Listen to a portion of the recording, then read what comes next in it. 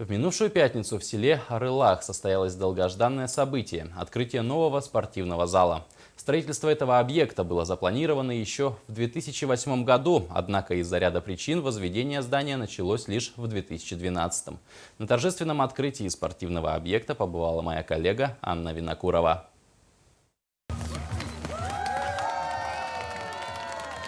Этот спортзал является первым в сельской местности Мирнинского района. На его строительство было потрачено около 30 миллионов рублей из средств республиканского и районного бюджетов. Также было выделено порядка 1 миллиона рублей на покупку инвентаря. Мы начинаем закупать, сейчас приобрели маленькую долю, но до конца года все приобретем. И с начала года, с 1 января, спортзал начнет работать в полную силу. Председатель спортивного комитета Мирнинского района Виктор Комлев отметил, что спортсмены села Арылах показывают хорошие результаты не только в районных, но и в республиканских соревнованиях. С вводом спортивного стадиона, если еще мы на следующий год введем, то будет у нас и большой футбол, и легкая атлетика.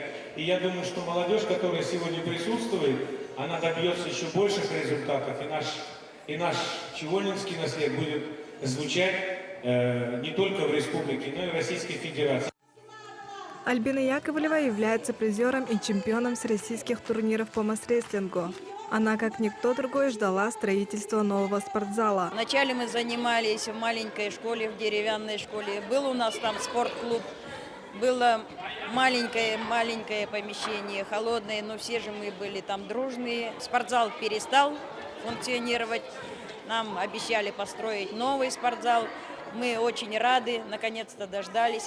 Все занятия в новом спортивном зале будут проводиться бесплатно. И уже с 1 января 2015 года жители села Арылах смогут заниматься в новом, просторном, светлом спортзале, о котором так давно мечтали.